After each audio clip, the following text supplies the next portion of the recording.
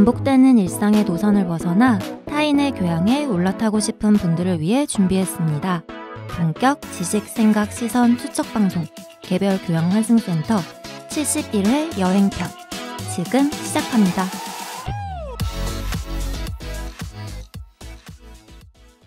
안녕하세요. 안녕하세요. 어디 갔어?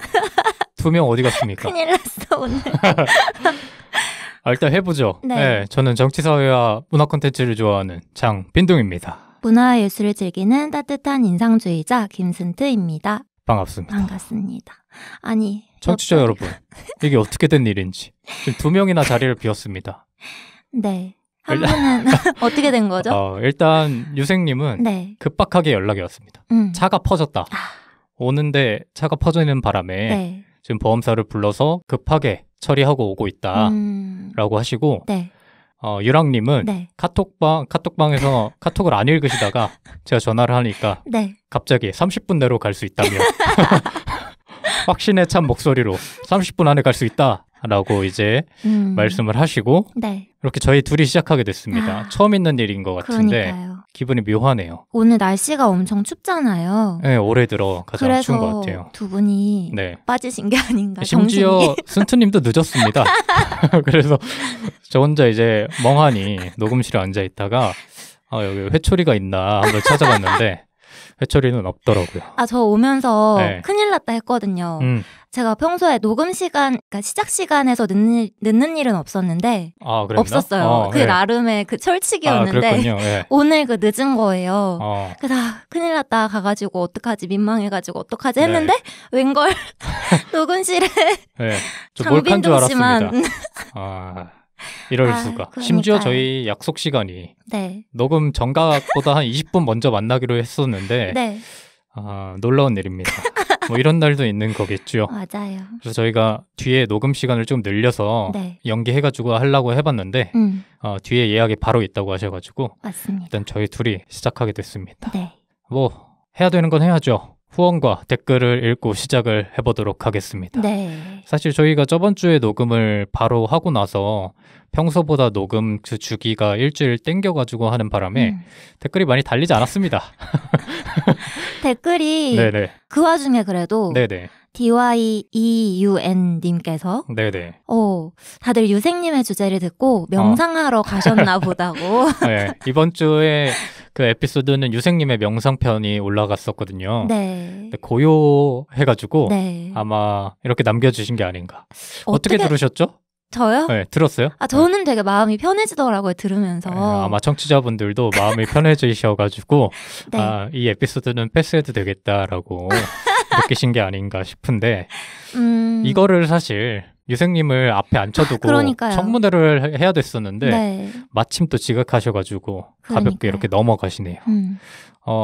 호주의 날두님께서도 네. 달아주셨는데 공교롭게도 또 유생님 에피소드에 그 진화생물학 개론편에 저처럼 이제 말씀하신 내용을 유생님의 말씀을 이해하려 노력해봤지만 네. 아무래도 이제 여러 번 들어봐야 될 것 같다고 댓글 남겨주셨습니다. 네. 저희와 같은 생각을 호주의 날두님도 하지 않으셨나. 그러니까요. 그래서 그때 저희끼리 조금 걱정을 했었잖아요. 네. 우리가 좀 바보처럼 보일까봐. 근데 그게 아니었다. 근데 방송 들으니까 좀 바보 같긴 하던데. 저 바보 같은 부분을 덜어냈는데도 저희가 좀 그렇게 보였다는 점. 네. 그래서 아마 유생님께서도 보시고 다음엔 더 쉽게 저희한테 과학 주제를 알려주시지 않을까 생각합니다. 네. 그리고 저희에게 중요한 후원이 또 들어왔죠. 그러니까요. 네. 늘 감사한 포스카11님께서 네. 카카오톡 계좌 통해서 10,000원 후원해 주셨습니다. 이때 그 후원을 해주셨을 때가 네. 아침으로 제가 기억을 하는데 그 후원 문자, 후원 알림을 받고 네. 굉장히 기분 좋게 네. 상쾌하게 일어났던 기억이 있습니다. 울리면 진짜 기분 좋을 것 같아요. 그게 알림이 묘하게 다르거든요. 그래요? 그 카톡 알림하고 네. 묘하게 달라서 입금해주시는 알림은 되게 깁니다. 진동이. 그래서 제 손에 느껴지기 때문에 네. 기분 좋게 일어났다. 감사합니다. 감사합니다. 네. 이렇게 뭐 댓글이 많지는 않지만 그래도 소중한 댓글들을 많이 달아주셨고 내친 김에 네. 시간이 남는 김에 네. 저희 SNS 홍보를 좀 더 해볼까 합니다. 네. 뭐 아시다시피 저희의 유튜브도 있고 인스타도 있지 않습니까? 이쪽으로 많이 지켜봐 주시는 분들도 계세요. 네. 그래서 유튜브에도 간간히 이제 댓글이 달리는데 그래요? 네. 어? 정말 간간히. 그래서 이번에 한번 가져와 봤습니다. 네. 그래서 유튜브 하이킥 편에 그 닉네임이 이름님이신데 네. 이런 라디오 컨셉인 유튜브 채널을 처음 본다고 유튜브에서도 이렇게 얘기할 수 있구나 하시면서 댓글을 달아주셨습니다. 오히려 더 특별해 보인다고 하시면서 네. 소중한 댓글을 또 남겨주셨고 네. 그리고 그 예전에 그 나영석 PD랑 김태호 PD 편 대결편 있잖아요. 네. 거기서도 함댕댕님께서 댓글을 달아주셨는데 최고 시청률이나 모든 면으로 1박 2일이 무한도전을 압도했다고 달아주셨습니다. 아마 유생님이 네. 나영석 PD를 그렇게 좋아하지 않기 때문에 네. 이 댓글을 보시면 조금 분노하시지 않을까 했는데 그럼 뭐예요? 자리에 없는데. 그렇죠. 자리 없습니다. 그래서 네. 함댕댕님의 의견이 맞는 걸로 저희끼리 잠정 결론을 내렸습니다. 네, 오르십니다. 그리고 저희 그 유튜브랑 인스타 외에도 네. 블로그가 있는데 네. 이것도 또 유생님이야. 이것도 또 오늘 제가 볼 때는 네. 계획하셨어요. 제가 이따가 두 분 오시면 차례차례 네. 지각에 연휴를 묻는 시간을 저희끼리 가질 거기 때문에 네. 뭐 라디오 느낌 나고 좋네요. 둘이서 얘기를 하니까. 그래서 원래 블로그에 유생님이 여러 그 후일담들을 남겨주시기로 했는데 네. 많이 바쁘신가 봅니다. 그래서 오늘 내친 김에 제가 이따 오면은 네. 조금 더 압박을 넣도록 하겠습니다. 좋습니다. 오늘은 이제 그 순트님의 에피소드인데 큰일 났어요, 저. 네. 아니, 왜 큰일 나는지 한번 얘기해 주시죠. 아니, 제가 여행편 준비하면서 네.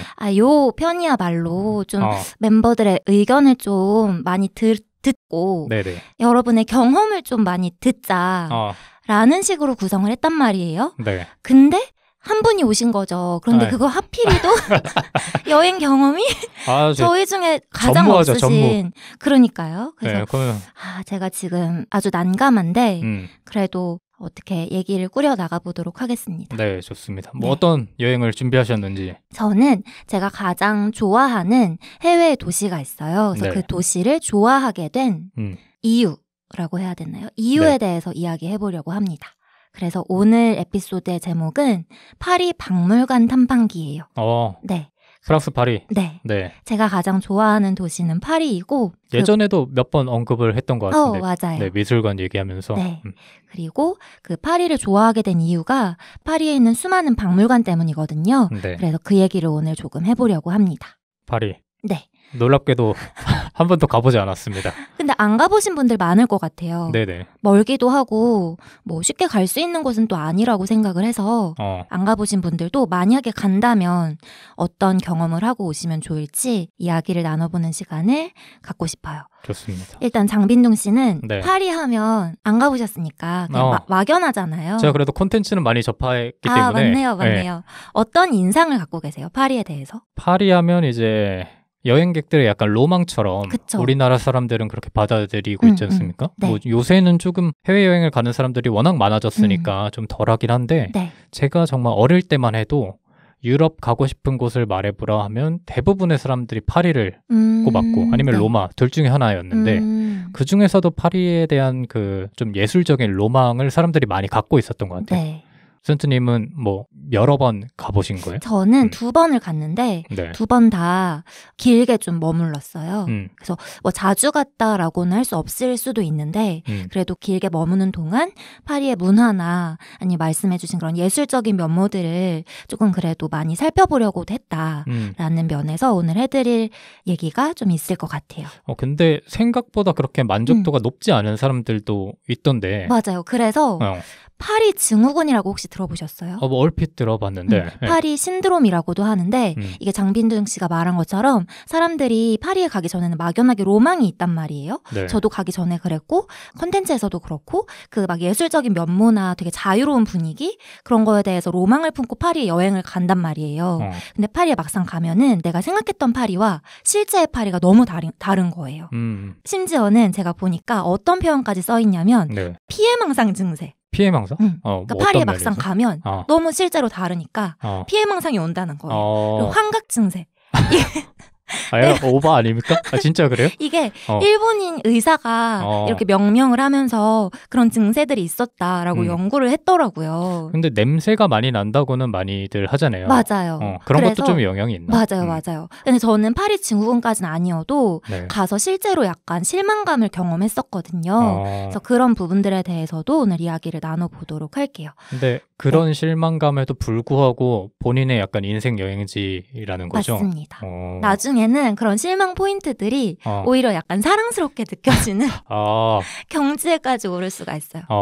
근데 여러 곳을 많이 가봤잖아요. 네. 외국에 여러 곳을 많이 가봤을 텐데 그 중에서도 파리가 좋은 이유가 이따가 나오는 거죠? 네, 그 중에서도 파리가 좋은 이유가 제가 오늘 말씀드릴 그런 박물관들 그리고 그 외의 문화적인 모습들 때문이라고 말씀드릴 수 있을 것 같아요. 사전에 여쭤봤을 때 네. 유랑님께서 되게 많은 곳을 다녀왔다고 제가 들었었는데 할 말이 많아. 이 사람들이 할 말이 많으니까 나는 이제 적당히 그냥 편하게 가도 되겠다 했는데 마침 이런 상황이 펼쳐져가지고 뭐 저는 상관은 없습니다만 센트님께서 조금 당황스럽지 않으실까. 상관없을 때가 아니에요 지금. 우리끼리 해야 된다. 네, 놀랍게도 2명이서 하는 팟캐스트들이 많기 때문에 저희가 경험이 없어서 그렇지. 네. 좋아요. 네. 해봅시다. 네. 일단 장빈동 씨는 이 파리 증후군까지는 아니어도 여행지가 생각이랑 달라서 약간 당황했던 적이나 실망했던 적이 있으세요? 저 같은 경우는 근데 뭐 여행을 떠날 때도 마찬가지지만 삶 자체가 뭐 기대를 많이 하지 않기 때문에 그냥 가서 봅니다. 그냥 뭐 기대를 많이 안 하고 가기 때문에 오히려 뭔가를 실망하고 이런 거는 크게 없는데 다만 하나가 있다면 그런 거 있잖아요. 주변에 여행을 같이 가면 사람들이 조금 호들갑을 떠는 경우가 있습니다. 너무 좋다고? 뭐 예를 들어서 파리라고 가정을 해보면 파리 진짜 너무 좋아. 혹은 파리에 가면은 뭐가 있는데 너무 맛있어. 아니면 볼거리가 뭐가 있는데 진짜 막 황홀해. 막 이런 식으로 그런 지인들한테 나도 모르게 전염이 되는 거야. 가기 전에. 진짜 내가 모르는 무언가가 있구나. 근데 막상 가면 저는 감흥을 잘 못 느끼다 보니까 이게 왜 그 정도지? 라는 경우가 조금 많았어요.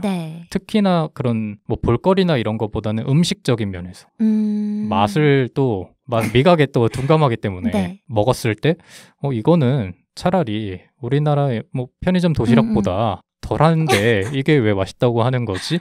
이런 의문을 품을 때가 많아가지고 오늘 뭐 파리 얘기를 해주시겠지만 뭐 나중에 가봤을 때의 느낌도 되게 궁금해요. 제가 순트님의 얘기를 듣고 나서 이렇게 순트님의 호들갑을 듣고 감흥이 좀 차올랐을 텐데 나중에도 그걸 느낄 수 있을지 좀 기대하면서 찾아왔습니다. 사실 감흥을 못 느낄 수도 있어요. 제 이야기를 듣고. 밑밥을 벌써. 왜냐하면 제가 처음 파리로 갔을 때 여긴 아니다. 라고 처음에 느꼈기 때문이에요. 맞아. 예전에도 그렇게 얘기를 하셨던 것 같아요. 에피소드 중간에. 맞아요. 그래서 일단 2가지 챕터로 구분을 해왔는데 첫 번째 챕터는 김슨트 파리로 떠나다 챕터입니다. 처음 떠난 파리 말씀하시는 거죠? 처음 떠난 파리이고 이게 2016년도에 떠났어요. 2016년도 7월에 떠났는데 7박 8일 일정으로 다녀왔고요. 근데 그때쯤이면 뭐 연령대가 어느 정도인 거죠? 20대 중반. 그러니까 보통 일반 여성분들 기준으로 하면 취업을 막 한 그 정도의 나이겠죠? 저도 실제로 취업을 막 하고 떠난 것 같아요. 갔는데 저는 여행지에서 견딜 수 없는 것들이 몇 가지가 있거든요. 하나는 악취예요. 냄새. 장빈동 씨 어떠세요? 저 냄새에 엄청 민감해요. 그쵸, 맞아. 진짜 개코라서 조금만 제 신경에 거슬리는 냄새가 이렇게 코로 들어오면 좀 멀미하기도 하고 토할 것 같은 느낌도 많이 들고 이래서 벌써부터 파리를 포기해야 되는 건가요? 저는 그렇게 민감하지 않거든요. 그런데 악취에는 민감해요. 그러니까 정말 참을 수 없는 냄새들을 못 참아요. 약간 말이 이상하긴 한데 그런 거 있잖아요. 화장실 냄새가 지속적으로 막 풍겨. 암모니아 냄새 암모니아 같은 게. 냄새. 또는 하여튼 악취들이 지속적으로 풍겼을 때 그걸 못 참아요. 못 참아가지고 막 코 막고 다니고 그런단 말이에요. 그런데 제가 파리에 딱 도착했을 때 처음 마주한 건 바로 악취입니다. 그 악취가 어떤 느낌의 악취예요? 일단 굳이 표현을 하자면 제가 어디서 느꼈냐면 이제 공항에서 딱 내려가지고 낮에 도착을 해가지고 이제 숙소로 찾아가는 길에 지하철을 이용하기로 했어요. 네. 지하철 역사로 딱 들어갔는데 여기는 화장실이다. 이 느낌이 딱 들었어요. 그 흔히 말하는 네. 찌린내라고 맞습니다. 하죠. 그런 느낌의 네. 악취를 말하는 거예요? 네. 그리고 그 지하철 역사가 그렇게 깨끗하지가 않았는데 네. 자세히 보면은 막 강아지 똥이 뭉개져 있고 약간 그런 모습들이 눈에 먼저 보인 거예요. 그런 모습들을 보고 악취를 맡다 보니까 여기는 진짜 아니다. 이런 생각이 먼저 드는 거죠. 그래서 이제 지하철 역사만 그렇겠지. 여기만 참으면 되겠지 하고 지하철 이렇게 타가지고 숙소 가는 길로 이제 도착을 했어요. 길거리에 딱 나갔는데 웬걸 길거리에서도 비슷한 냄새가 나는 거예요. 혹시 그 프랑스 다른 도시들도 가봤어요? 네. 그런데 파리만 유독 그래요? 아니면 프랑스라는 나라 전체가 그런가요? 근데 파리에서도 이게 냄새가 나는 지역과 나지 않는 지역이 구분되어 있어요. 근데 제가 더 왜 그랬냐면 당시에 이제 여행이 시작점이기도 했고 아직 젊기도 했고 해가지고 고생할 수 있어 라는 생각으로 좀 저렴한 에어비앤비를 예약해가지고 그닥 번화가도 아니고 그닥 잘 사는 사람들이 있는 동네도 아닌 곳에 숙소를 잡은 거예요. 그러다 보니까 약간 도시가 낙후되어 있는 도시였던 거죠. 그래서 약간 냄새가 더 나는 경향이 있기도 했던 것 같아요. 프랑스 그럼 파리에 전반적으로 다 난다라고 볼 수는 없겠네요. 그냥 일부 그렇겠죠. 지역이. 그렇겠지만 일단은 우리나라보다는 훨씬. 네. 어쨌든 파리가 도심이잖아요. 네. 우리 서울로 생각하면 서울의 어느 곳을 갔을 때 냄새 때문에 너무 가기 싫다 이런 지역이 많지 않잖아요. 그쵸, 예. 그런데 파리는 그 지역이 그래도 서울보다 좀 많은 것 같아요. 냄새가 나는 곳들이. 그래서 첫 번째로 악취 때문에 여기 내가 있을 곳이 아닌가? 라는 생각을 했고요. 두 번째로는 이제 숙소에 짐을 풀고 친구랑 뭐 좀 먹어야겠다 해가지고 레스토랑에 갔어요. 파스타를 시켰거든요.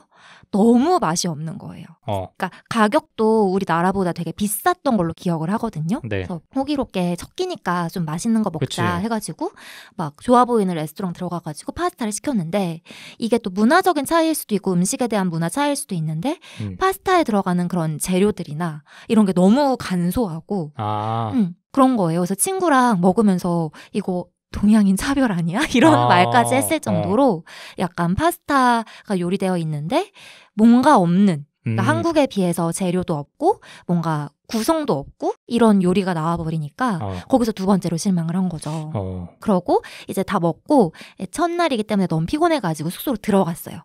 세 번째 결정타를 날립니다. 저는 잠자리가 편해야 되거든요. 그러니까 허름한 숙소여도 뭔가 잠을 잘 때 불편한 요소들이 많으면 잠을 잘 못 자는 편이에요. 뭐 예를 들면? 예를 들면 방음, 시끄러운 거. 이라든지 밤중에 그러니까 소리랑 다 연결되어 있는데 밤중에 막 돌아다니는 소리가 밖에서 들리면 여행지기도 하고 전 친구가 여성이었는데 둘 다 여자이기 때문에 좀 무서운 거예요. 그쵸. 그래서 그런 무서움도 느껴지고 그리고 추위. 여름임에도 불구하고 뭔가 으슬으슬 그런 것까지 와버리니까 사면타를 맞은 거죠. 첫날에? 네, 첫날에. 그래서 전 첫날에 파리 가가지고 내가 왜 여기에 7박 8일이나 잡았을까? 이런 생각에 직면하게 됩니다. 같은 숙소로 7박 8일을 잡았어요? 아니에요. 그건 아니고? 네, 그건 아니었어요. 다행히도 다행이네. 그건 아니었습니다. 네. 그리고 그 다음날이 되었어요. 그래서 오늘은 좀 낫겠지 하면서 관광지를 돌아다니기 시작했는데 네 번째 결정타가 저에게 다가옵니다. 네 번째가 뭐였냐면 범죄의 공포였어요. 근데 저는 해외를 나가본 적이 없어서 잘 상상이 안 가는데 어느 정도로 무서워요? 느낌이? 사실 일상생활을 하면서 돌아다닐 때 무서운 느낌은 아니에요. 전혀 아니거든요. 다 사람 사는 동네고 하기 때문에. 그런데 초반에 제가 말씀드린 것처럼 제가 처음 간 그 숙소가 번화가가 아니고 약간 그 부자 사람들이 사는 동네도 아니고 하다 보니까 노숙자도 많고 그리고 돌아다니는 사람들이 막 쳐다보는데 그게 되게 불편하게 낯설겠지. 느껴지는 거예요. 그리고 소매치기가 정말 많거든요. 소매치기가 많은데 정말 웃긴 게 소매치기가 그냥 소매치기 하는 사람들도 있는데 막 접근해서 말을 걸어서 친근하게 막 말을 걸면서 해가려는 사람들이 되게 많아요. 아, 정신없이 만든 다음에. 네네. 네. 그런데 그게 익숙한 소매치기도 있는데 익숙하지 않은 소매치기들이 있어요. 그러니까 빤히 다 보이는데 초짜들이 초짜들이 막 다가오면은 그게 공포도 공포인데 이거 어떻게 또 막 이렇게 하고 가지? 어떻게 물리치고 가지? 근데 상상해보니까 그게 더 난감할 것 같긴 하다. 그런 생각들이 막 들면서 이게 막 스트레스로 다가오는 거예요. 그리고 그 와중에 막 키가 크고 건장한 흑인 아저씨들도 와가지고 또 팔찌를 그렇게 팔아요. 그래서 팔찌 막 채워주려고 하면서 이거 뭐 1달러다, 1유로다 하면서 막 채워주고 그 사이에 또 소매치기에 가는 사람도 있고 막 이런 환경들이 보이니까 네. 정말 집에 돌아가고 싶었어요. 근데 친구도 마찬가지였어요? 친구도 마찬가지였어요. 같은 감정을 이제 공유했구나. 왜냐하면 친구와 저 모두 극강의 이상주의자들이었거든요. 파리 증후군에 이제 전염되기 쉬운 그런 사람들이었구나. 그래서 마주한 거죠.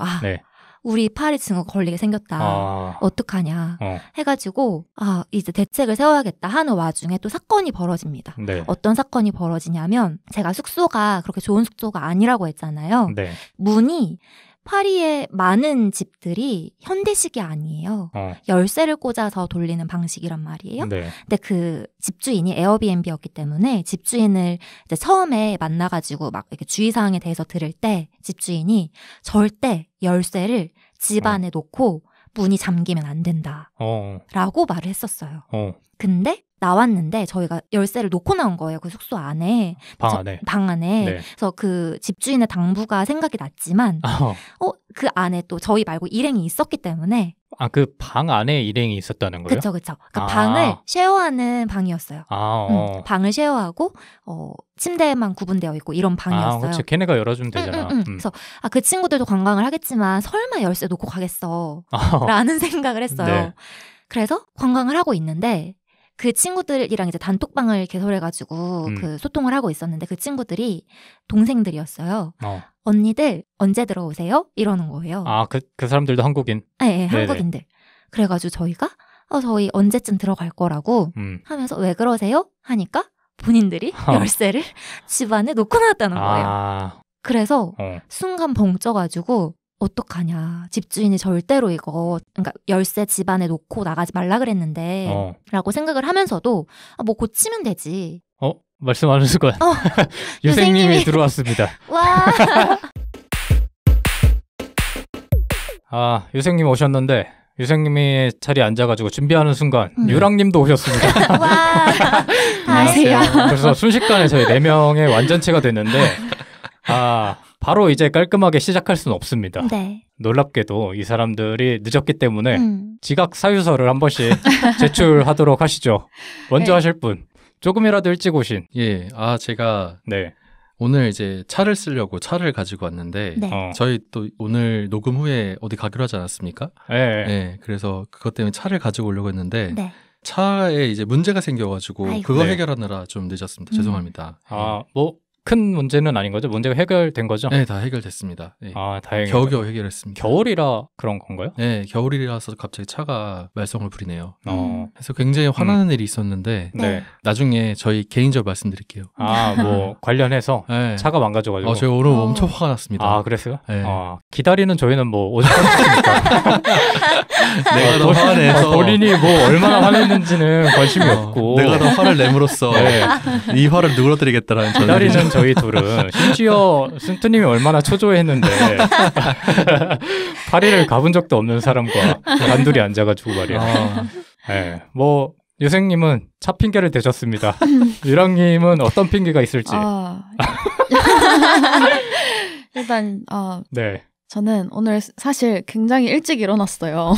그래서 너무 일찍 일어난 거예요. 그래서 나 진짜 부지런한 사람이구나 하면서 아침에 할 일도 하고 스스로에게 잠시 취해 있었어요. 근데 갑자기 너무 졸린 거예요. 그래서 시간이 많으니까 한 10분만 일어나서 다시 씻고 딱 가면 되겠다라고 잠시 눈을 감았던 기억이 있는데 그 다음에 생각나는 기억은 갑자기 핸드폰에 진동이 울리면서 밖에 너무 밝고 아까 묘한 기분 있잖아. 그 묘한 기분 지각했을 때 싸한 그 기분. 와, 그래서 갑자기 식은땀이 나는 거예요. 시간을 봤더니 그렇더라고요. 그래서 일어나자마자 바로 택시를 잡고 뛰어왔습니다.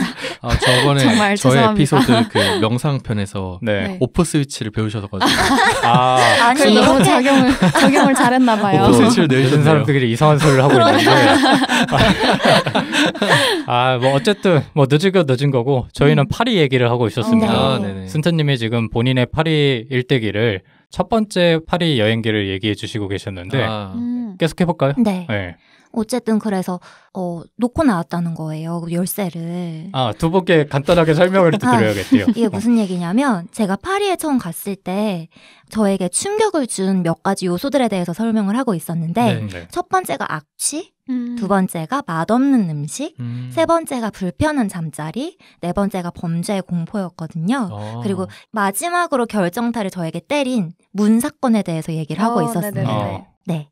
파리의 문은 옛날 수동식이 많아요. 돌려 잠그는 수동식이 많아서 집주인이 저희 일행한테 절대 열쇠를 집에 놓고 문이 잠기게 하지 말아라 라고 했는데 당시 제가 묵었던 에어비앤비에 4명의 사람이 있었어요. 저와 친구 그리고 한 팀의 일행이 더 있었는데 저와 친구가 놓고 나온 거예요. 그날 하필이면. 그런데 다른 일행이 거기 있었기 때문에 마음을 놓고 있었죠. 그런데 카톡이 찾아옵니다.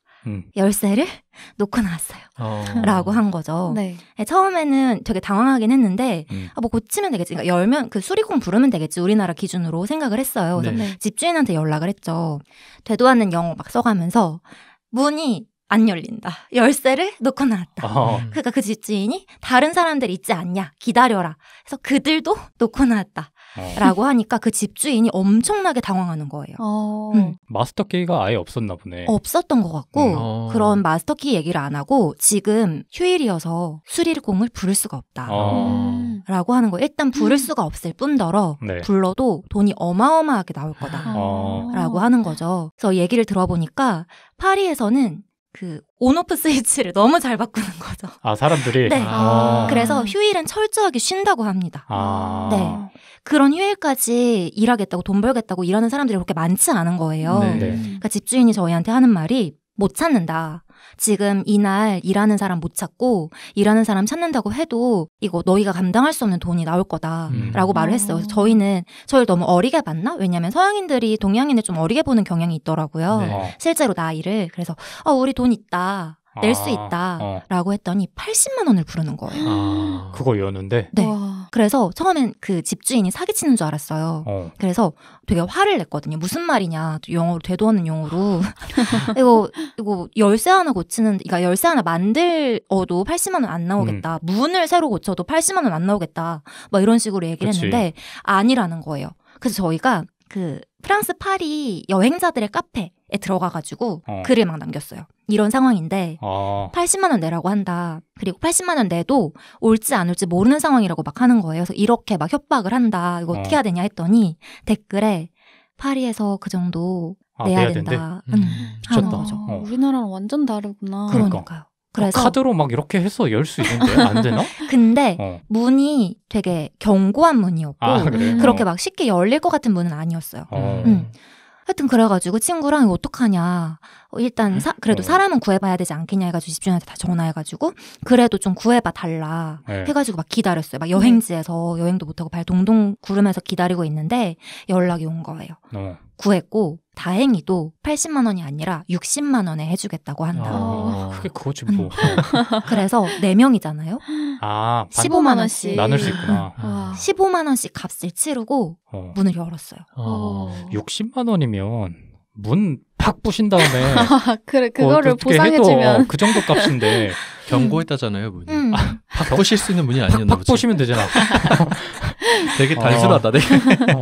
안 되는 상황이었겠죠. 안 되는 상황이었죠. 그래서 그렇게까지 연타를 받고 나니까 이 도시 진짜 못 쓰겠다. 있을 곳이 아니다. 라는 생각이 들었고 정말 여기는 아니구나. 심지어 이틀 만에. 네, 이틀 만에 뭐 이틀인가 3일 만에 하여튼 그랬어요. 그래서 막 친구랑 우리 이제 어떡하지 남은 기간이 7박 8일로 계획을 했었어서 이렇게 많은데 이런 기분으로 어떻게 여행을 다니냐 했었는데 그래도 왔으니까 우리가 계획했던 건 해야지. 라고 얘기를 하면서 한국에서 파리에 갈 때 계획했던 것들이 몇 가지가 있는데 네. 그 중에 하나가 뮤지엄들을 다니는 거였어요. 네. 그래서 그냥 다니기로만 계획을 했으면 안 갈 수도 있는데 한국에서 뮤지엄 패스라고 이제 프랑스 파리의 주요 미술관 박물관과 그리고 뭐 지역에 있는 미술관 박물관을 무료로 갈 수 있는 그 패스권을 사서 갔단 말이에요. 네. 아, 그런 게 있어요? 네. 그래서 2일권이 뭐 7만 원 정도, 4일권이 뭐 10만 원, 그리고 6일권이 12만 원 이 정도 하는 가격을 내고 네. 그 패스권을 사서 갔기 때문에 이거를 사용하기 위해서라도 좀 관광을 다녀야겠다라고 하면서 뮤지엄 패스를 들고 박물관을 탐방하기 시작합니다. 네. 우리가 뭐 그 에밀리 파리에 가다 이런 넷플릭스 드라마 봐도 네. 파리는 낭만의 도시고 막 되게 아름다운 도시 이렇게 생각하는데 그런 게 전혀 아닌 경험하셨네요. 맞아요. 저는 처음에 가가지고 그 연타들을 맞고 나니까 그런 낭만은커녕 진짜 다 안 좋아 보이는 거예요. 다 안 좋아 보였고 그랬던 것 같아요. 근데 저의 감상과 굉장히 비슷한 것 같아요. 저도 네. 2번 갔었는데 되게 어렸을 때 한 번 가고 크고 나서 한 번 갔었는데 둘 다 별로 인상이 그다지 좋지 않았어요. 어렸을 때 갔을 때는 가족들이랑 이제 갔는데 이제 털릴까봐 만만의 준비를 다 하고 갔어요. 그래서 이제 한 번도 뭐 그런 큰 사고 없이 잘 있다가 마지막 날에 백화점에서 밥을 먹었거든요. 네. 저희도 약간 방심을 한 거죠. 이런 데는 이제 소매치기 같은 사람이 없을 거다. 근데 거기에 이제 한 커플이 밥을 먹는데 메뉴를 보러 온 거예요. 네. 그래서 막 메뉴를 보면서 직원들이랑 이야기를 막 하더라고요. 그리고 갔어요. 근데 그 사람들이 소매치기 범들이었던 거예요. 그래서 진짜 우리한테 접근도 안 하고 뭐 했는데 그냥 어떻게 가방을 가져간 거예요. 와. 그래서 다행히 그 가방 안에 우산 4개밖에 안 들어있었거든요. 그래서 뭐 큰 타격은 없었는데 어쨌든 백화점 같은 곳에서도 이런 소매치기가 일어나는구나 라는 사실을 1차적으로 너무 놀랐었던 기억이 있고 두 번째 갔을 때는 이제 20살, 22살 이럴 때 갔었는데 그때는 돈이 없으니까 근데 숙박비가 너무 비싸더라고요. 그래서 그냥 웬만한 데를 예약을 했다고 생각을 했는데 막상 가니까 무슨 공포영화에 나오는 것 같은 허름한 호텔인 거예요.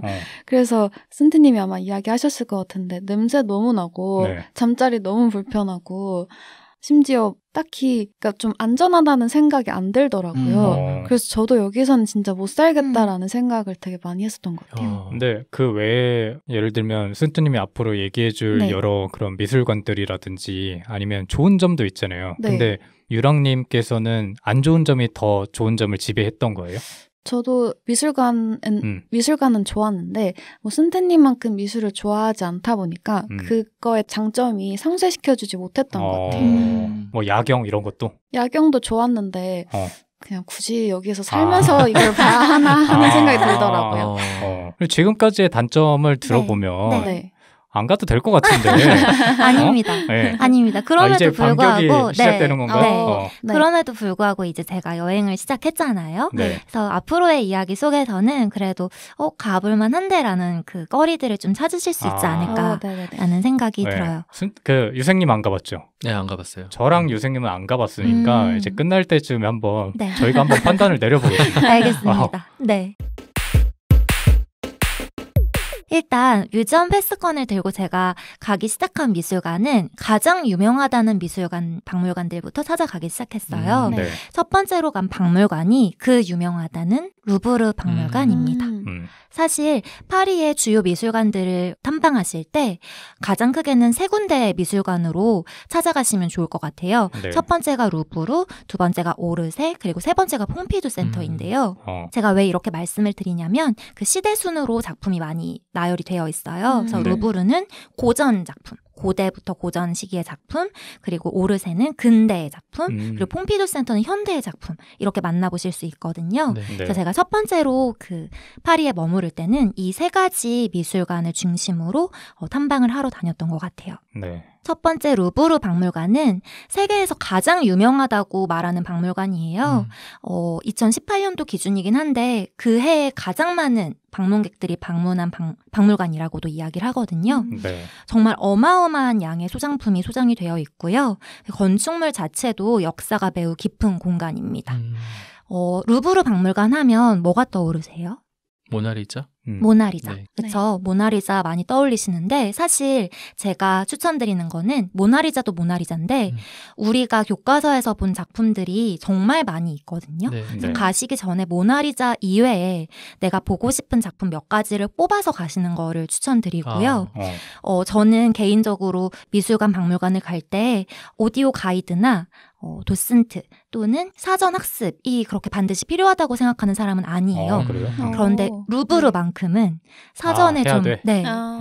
왜냐하면 너무 넓어요. 제가 정말 넓다고 느낀 게 그 평수가 10,000평이 넘어요.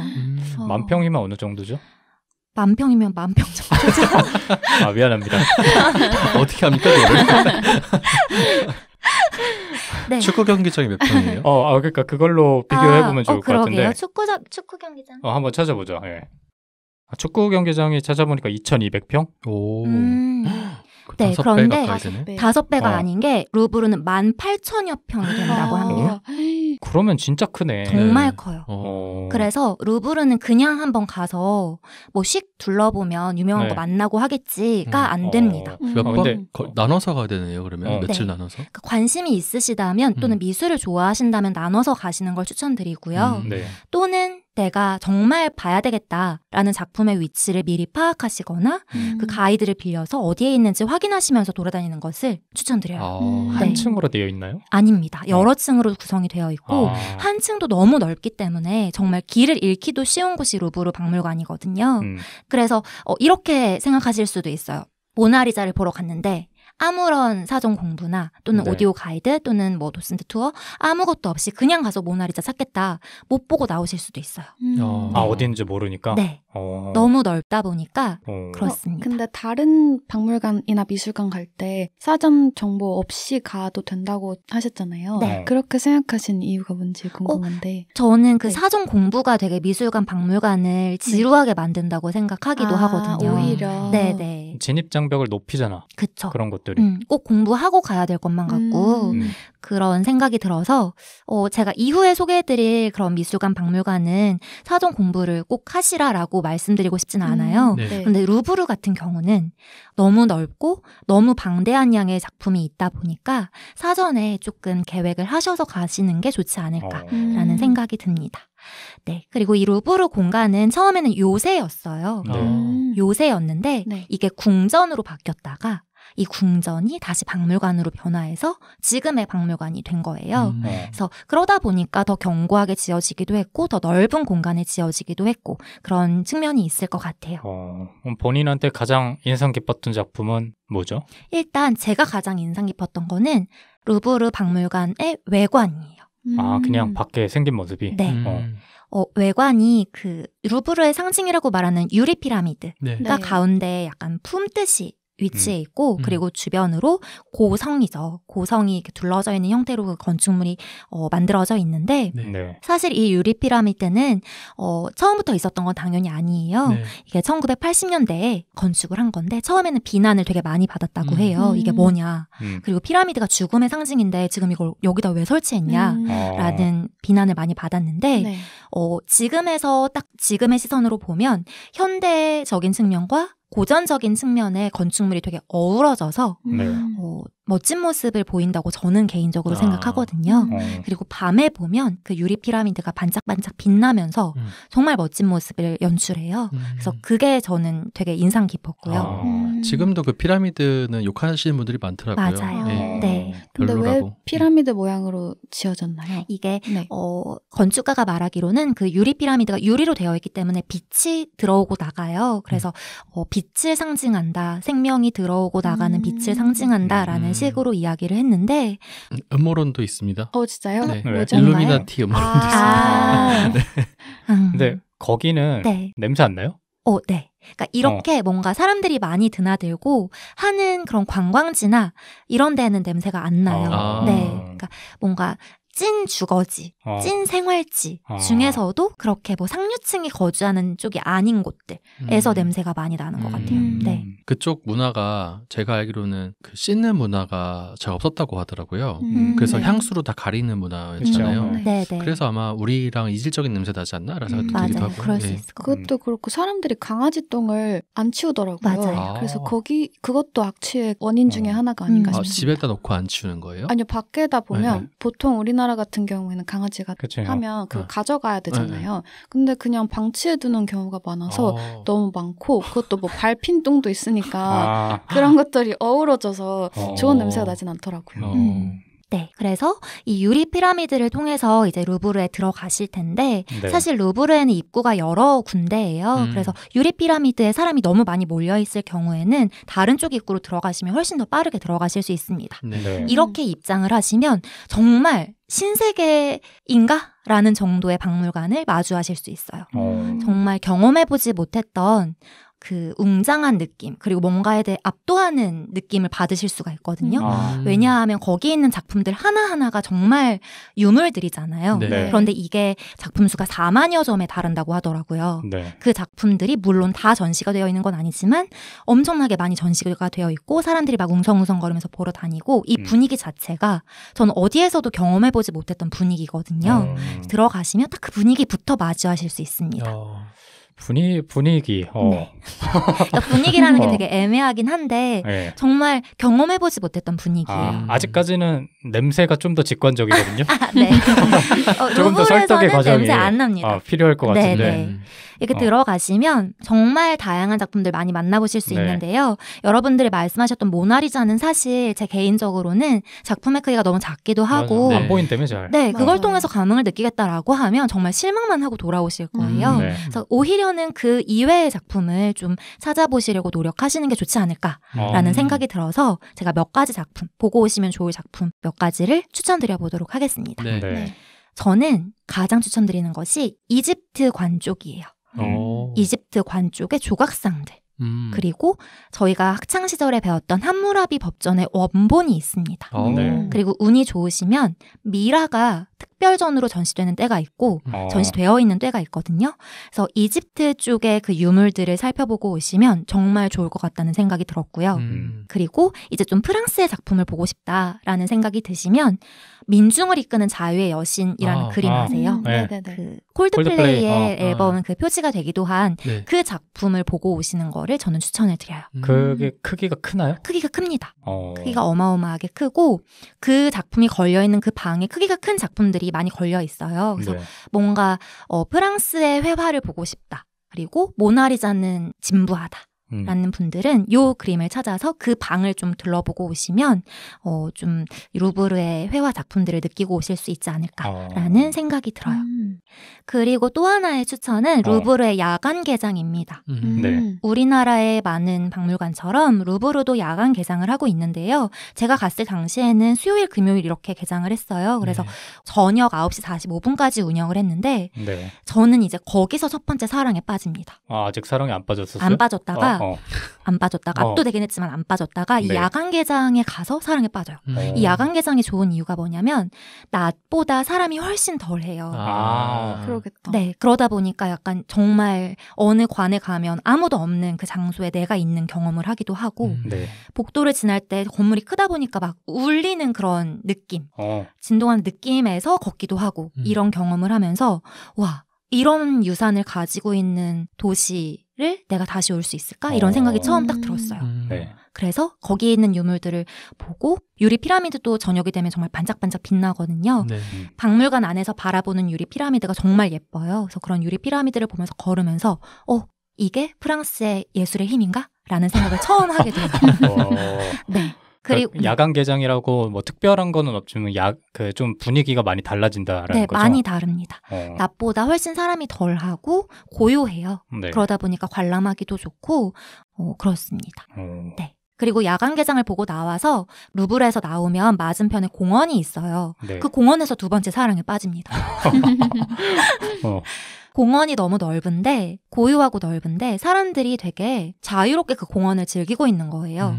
그래서 아까 유랑님이 말씀하셨던 그 강아지를 끌고 다니는 사람들, 물론 변은 치우지 않지만 그런 사람들, 그리고 벤치에 앉아서 가족이랑 되게 오붓하게 시간을 보내는 사람들, 그리고 이제 여행객이니까 저희를 보면서 인사를 거는 사람들, 이런 사람들을 보니까 마음의 평화가 찾아오는 거죠. 그래서 그 야경과 밤의 분위기, 그 작품을 보고 나와서 공원을 걸으면서 마주했던 그날의 느낌. 지금 잊을 수가 없어요. 그러니까 악취를 잊을 수 없는 것만큼 그날의 분위기도 저는 잊을 수 없더라고요. 그 따라갔던 친구도 마찬가지였어요? 그쵸. 둘이 또 막 그때부터 이제 막 사람 빠져가지고 이래서 오나 보다 이러면서 걸었던 기억이 나요. 어떤 계절에 가셨어요? 저는 이때는 여름에 갔거든요. 네. 여름의 파리랑 겨울의 파리도 느낌이 많이 다른가요? 많이 다른 게 제가 두 번째 갈 때는 겨울에 갔는데 사실 여름의 파리는 낮에 많이 더워요. 근데 그러다 보니까 저녁에 좀 다니기가 상대적으로 수월하거든요. 그래서 오히려 그런 야경을 많이 즐기러 다닐 기회가 있었던 것 같아요. 모기 없습니까? 모기에 대한 느낌은 딱히 없었던 거 보면 그렇게 심하지 않았던 것 같아요. 네. 기본적으로 근데 유럽 쪽이 전부 다 성수기가 여름이잖아요. 맞아요. 근데 겨울에는 빨리 모든 관광지가 빨리 닫아가지고 아마 여름에 가는 게 더 좋지 않을까 싶긴 해요. 여름 밤이 딱 좋을 때인가 보네. 네, 여름 밤이 정말 좋아요. 네. 네, 그렇게 루브르를 보고 그 다음날 또 하나의 미술관을 방문하는데요. 두 번째 미술관은 바로 오르세 미술관입니다. 네, 이 오르세 미술관은 근대 쪽 예술들을 많이 살펴보실 수가 있는데 여기는 인상주의 화가들 있잖아요. 제가 몇 번 말씀드렸던 인상주의 화가들의 정수가 되는 작품들을 보고 싶다면 여기 방문하시면 됩니다. 네, 이 오르세 미술관의 건축물 자체도 정말 아름다워요. 이 건축물은 원래 역사였어요. 기차역이었는데 방치가 되었다가 미술관 형태로 다시 개관을 한 거거든요. 들어가시면 기차처럼 생긴 원통형 구조의 둥근 천장을 가지고 있고 메인 길에 여러 가지 조각 작품들이 전시가 되어 있어요. 그리고 양쪽 사이드 방에 이제 회화 작품이나 그런 작품들이 전시가 되어 있는데요. 여기는 여러분들이 정말 이름만 들어도 아실 만한 화가들의 작품들이 정말 많이 전시가 되어 있습니다. 밀레, 마네, 쿠르베, 로댕, 마티스, 모네, 드가, 르누아르, 세장, 고갱, 고흐 이렇게 아마도 작품 하나 찍으면 연상하실 만한 화가들의 작품이 많이 전시가 되어 있는데요. 저는 이곳에서 바로 고흐의 그 작품에 감동을 느낀 곳이기 때문에 또 추천을 드리고 싶어요. 여기서는 사랑에 안 빠졌습니까? 여기서도 고흐의 작품 덕분에 사랑에 빠졌습니다. 네, 제가 예전에 고흐 작품 말씀드리면서 짜잔 해가지고 되게 감동을 받았다. 네, 기억납니다. 그 장소가 이 장소입니다. 네.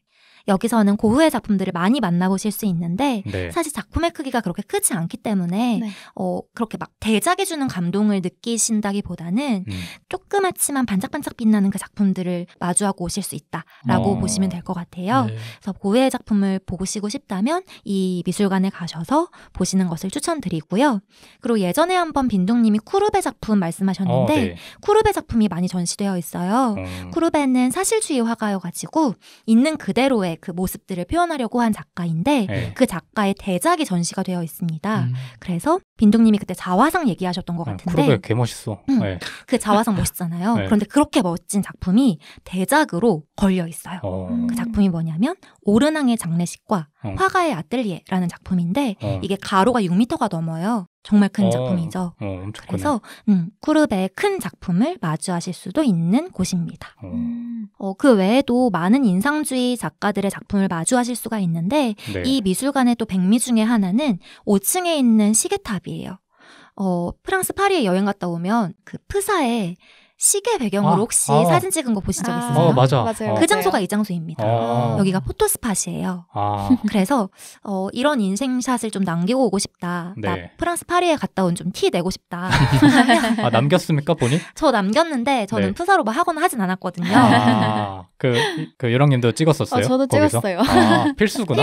필수예요. 네, 정말 예뻐요. 예뻐요. 네. 그래서 그런 사진을 남기고 오고 싶다 하시면 오르세 가셔서 작품도 보고 그런 시계탑에서 사진도 찍고 오시면 좋을 것 같아요.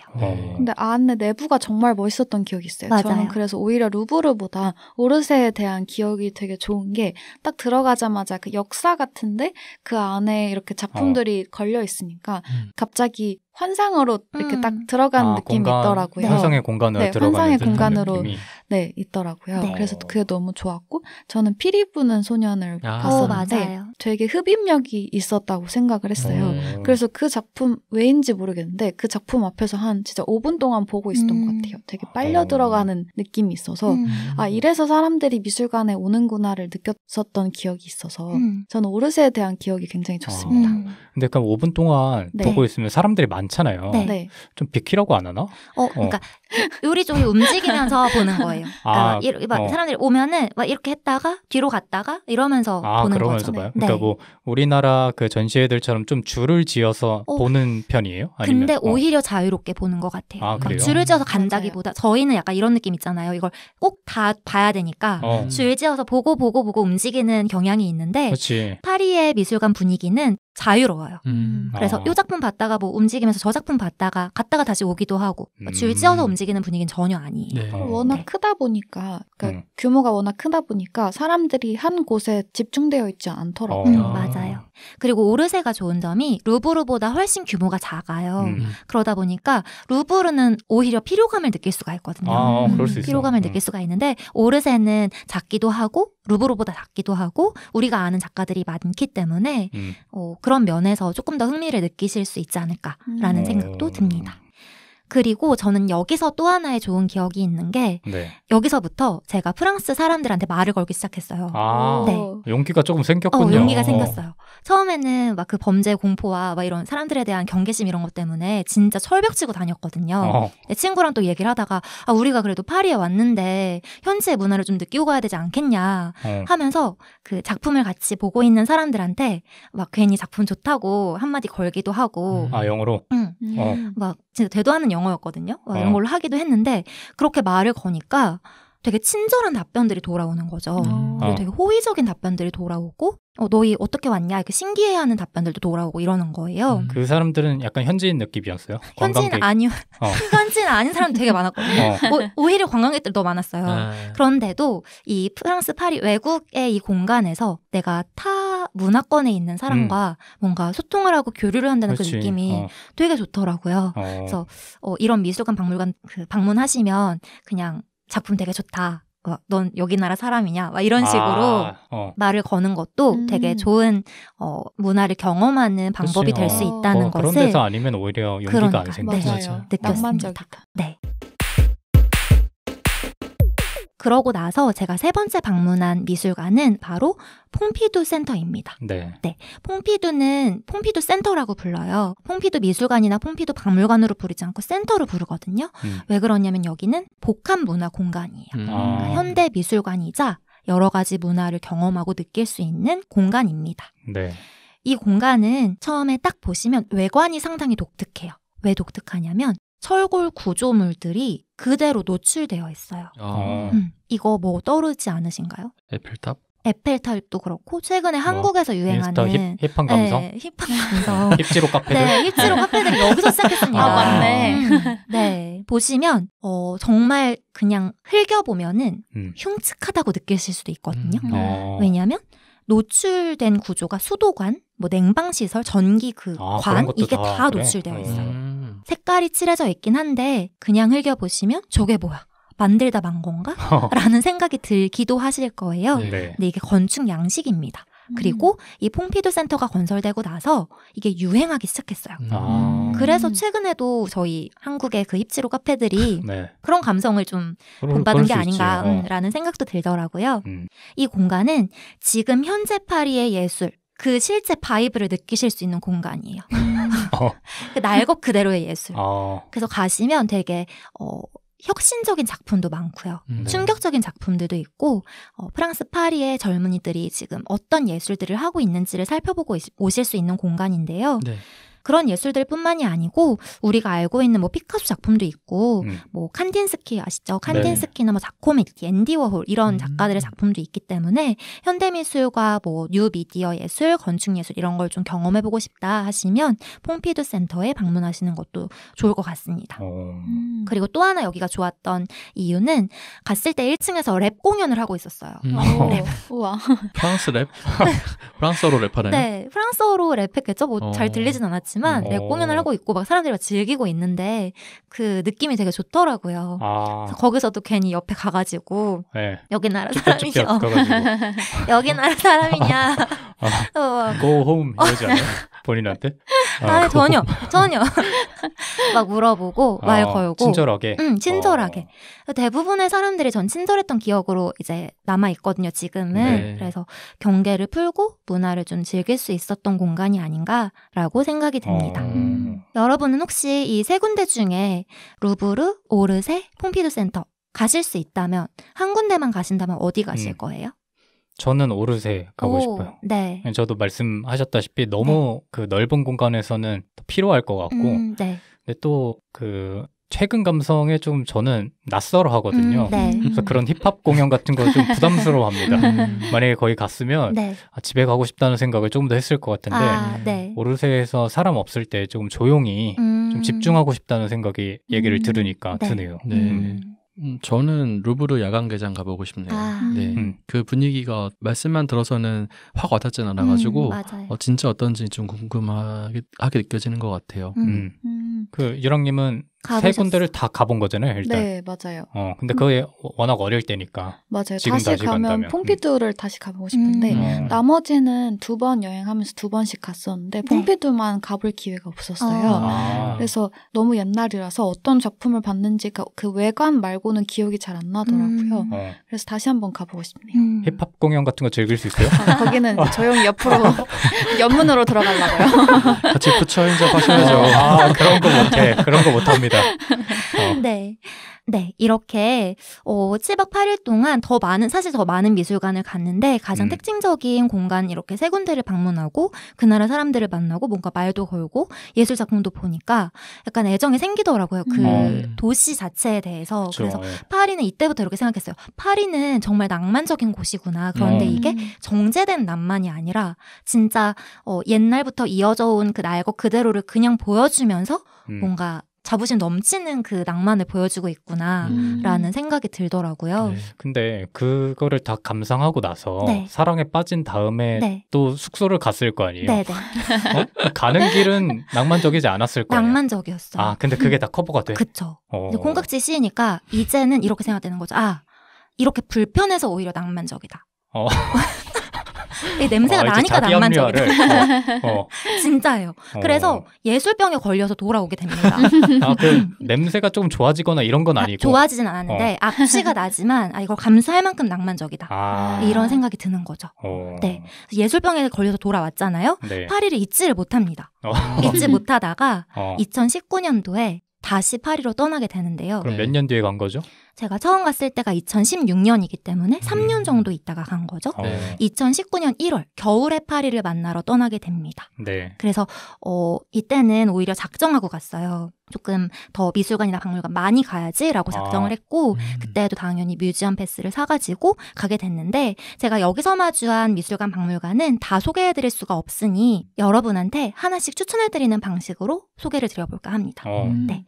먼저 빈동님에게 추천해드리고 싶은 미술관은 오랑주리 미술관이에요. 오랑주리? 오랑주리. 오랑주리 미술관은 오렌지 온실이라는 뜻의 미술관이거든요. 네. 과거에는 오렌지 나무를 보호하는 온실로 사용이 됐다고 해요. 그런데 제가 빈동님한테 이 장소를 추천드리는 이유는 일단 작아요. 미술관이 공간이 작아요. 오르세보다 훨씬 작아요. 네. 사실 오르세도 크거든요. 네. 루브르에 비해서 작을 뿐이지 큰 공간인데 이 오랑주리 미술관은 되게 작고 약간 들어가면 편안해지는 공간이라고 저는 느꼈거든요. 네. 그렇게 만드는 이유 중에 하나가 거기 소장된 작품입니다. 오랑주리 미술관의 가장 대표 전시 작품은 모네의 수련 시리즈예요. 이 수련 시리즈가 정말 큰 작품으로 전시가 되어 있는데요. 얼마나 크냐면 한 점에 세로 2m, 가로 12m예요. 엄청 큰데 그러면? 네. 이 작품이 연작으로 8점 있거든요. 이 작품 8점이 2개의 방에 나뉘어서 전시가 되어 있는데요. 네. 하나의 방에 4면을 둘러서 4작품 이렇게 전시가 되어 있어요. 그러니까 방 2개를 모네의 수련이 다 점령하고 있는 거예요. 수련 밭에 와 있는 느낌이겠네요. 맞습니다. 진짜. 네. 그리고 그 안에 들어가면 고요하다라는 느낌을 받을 수가 있는데요.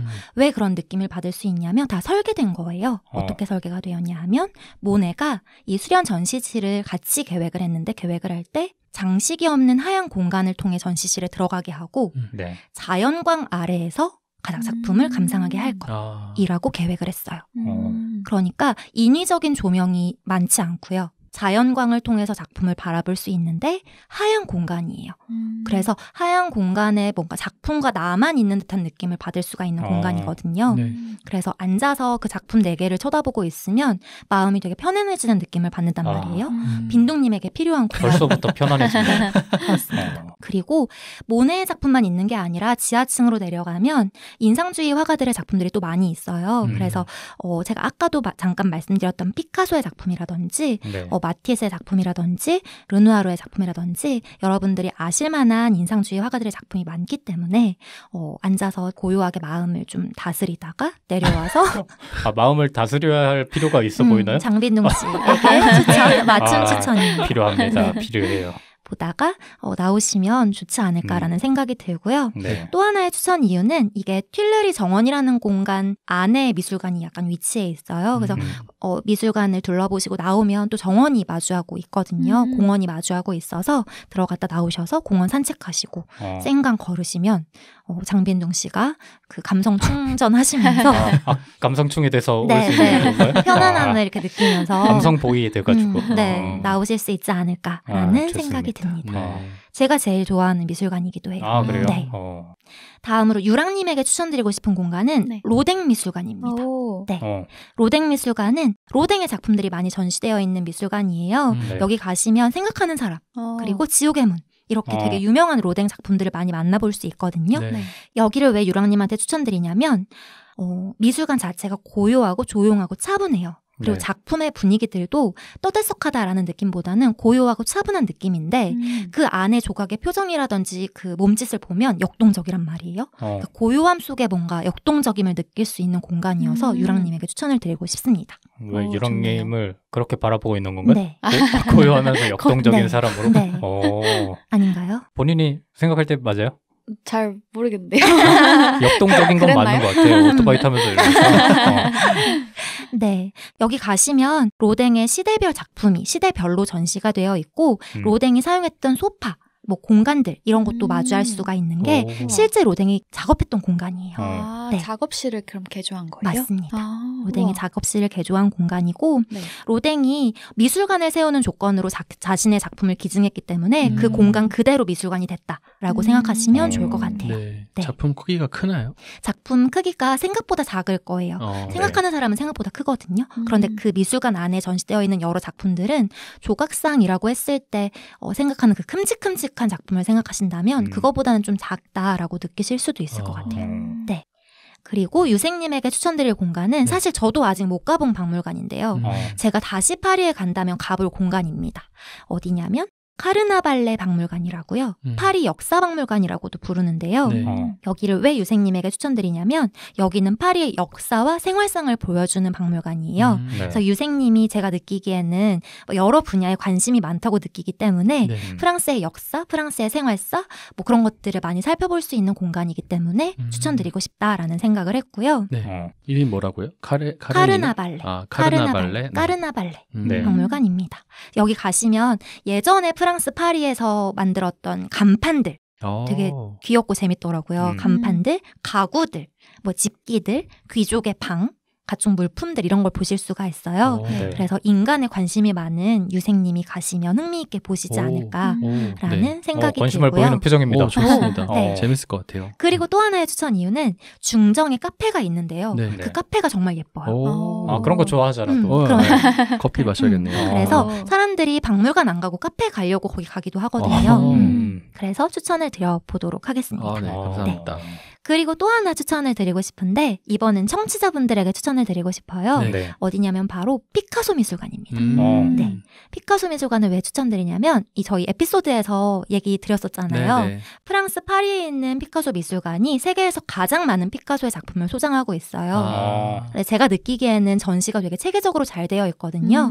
왜냐하면 피카소의 시기별 작품을 시기대로 전시하고 있어요. 그래서 피카소의 초창기 작품부터 후기 작품까지 많이 마주하실 수 있기도 하고 네. 그리고 건축물 자체도 예쁘거든요. 여기도 마찬가지로 예전 뭐 호텔이었던 건물을 개조해서 미술관으로 만들어 놓은 건물이기 때문에 건축물 자체도 보시는 재미가 있지 않을까라는 생각을 했습니다. 요런 미술관, 박물관 이외에도 정말 많은 미술관, 박물관들이 있어요. 그래서 네. 더 추천드리고 싶은 곳들도 많은데 일단 프랑스 파리에 만약에 여행을 계획하시고 또는 미래의 여행을 꿈꾸신다면 요런 미술관 추천을 좀 바탕으로 다녀오시면 제가 느꼈던 그런 감동들을 같이 느낄 수 있지 않을까라는 생각이 들고요. 네. 그리고 저는 이렇게 2번 갔다 오니까 그 아까 제가 말씀드렸던 처음에 타격을 줬던 그런 요인들이 아까도 말씀드렸지만 오히려 좋아 보이더라고요. 이런 분들이 많으신 거죠? 본인만 그런 건 아니겠죠? 댓글 달아주세요, 여러분. 뭔가 사람들도 자유로워 보이고 거리에 그런 쓰레기조차 자유로움의 상징이구나. 친구들이 욕을 하긴 했지만 그래 보이고 지하철에서도 냄새가 나긴 하지만 자유롭게 버스킹하는 사람들이 곳곳에 있고 그리고 음식이 제 입엔 맞지 않긴 했지만 정말 빵이 저렴하고 맛있거든요. 와인도 저렴하고 맛있고 그래서 우리가 다른 문화구나. 다른 문화 즐겨야지 하면서 즐기게 되기도 하고 했기 때문에 그런 점들이 오히려 나중에는 좋아졌던 프랑스 파리 탐방기였습니다. 에펠탑의 약간 야경 같은 거는 어떤가요? 에펠탑 야경도 정말 예뻐요. 그런데 거기도 에펠탑을 흔히 보는 공원에 가면 공원이 더러워요. 거기도? 네. 더러운데 사람들이 개의치 않고 앉아서 놀거든요. 그게 낭만적이에요. 개똥 위에 앉아가지고 뭐 개똥이 있거나 하진 않지만 막 쓰레기 쌓여 있고 이런 게 막 보인단 말이에요. 한쪽으로 쌓여져 있고. 근데 그 미술관은 단점이 없는 거네. 그쵸. 단점이 없죠. 단점이 없었던 것 같아요. 그런데 유일한 찝찝함이라면 이 소장품들이 프랑스 고유의 것이 아니라 이제 외국에서 많이 가져온 것들이다라는 게 찝찝함으로 남기는 했어요. 네. 근데 관광객으로 좀 그냥 뭐 예술적인 감흥에 취하기에는 파리가 최고다. 그렇죠. 이제 거기에 야경이랑 그 에펠탑의 반짝임 그리고 막 와인 한잔 하고 길거리 걸어다니면 끝나는 거예요. 뭐 로맨틱한 경험은 없었습니까? 거기서요? 그런 건 없었나요? 없었답니다. 뭐 나중에 뭐 다른 분들이 가면은 생길 수도 있으니까. 그렇죠.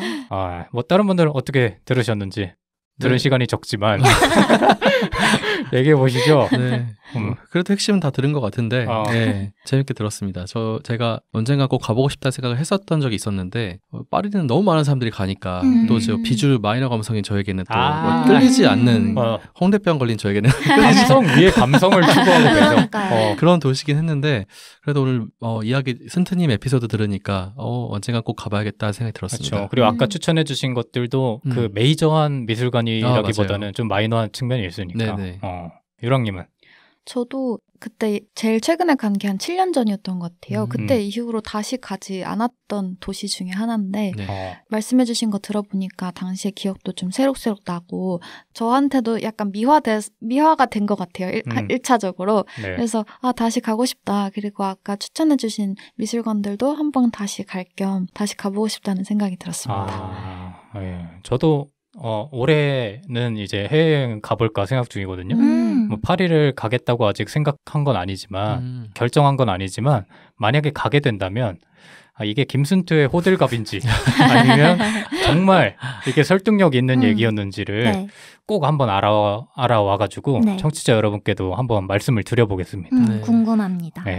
아까 추천해주신 것도 가보고 힙합 공연도 보고 부처 엔접 하시나요? 거기 가면 또 할 수도 있어. 뭐 어쨌든 그래서 오늘은 파리의 박물관에 대해서 소개해봤는데요. 저는 다녀와서 누군가와 함께 가면 그러니까 사랑하는 누군가 가족이든 연인이든 친구든 와 함께 가면 정말 좋을 도시라고 느꼈어요. 왜냐하면 안 좋은 요소들도 분명 있는데 그런 요소들을 이겨내고 낭만적인 그 분위기를 마주하는 그 경험이 되게 좋더라고요. 들으시는 분들도 여행지를 계획하신다면 파리를 후보에 넣고 가보시는 것도 좋을 것 같고 이미 계획하고 계신다면 또는 다녀오셨다면 댓글로 의견이나 경험이나 이런 것들 남겨주시면 좋을 것 같아요. 좋습니다. 비록 녹음은 서울에서 했지만 파리에 있는 느낌이 조금 드셨을까요? 드셨길 바라면서 네, 그럼 오늘 쓴뜨님이 준비해주신 여행편의 에피소드는 여기서 마무리하도록 하고 저희는 다음 주에 여행편의 마지막 에피소드로 돌아오도록 하겠습니다. 고생 많으셨습니다. 감사합니다. 감사합니다.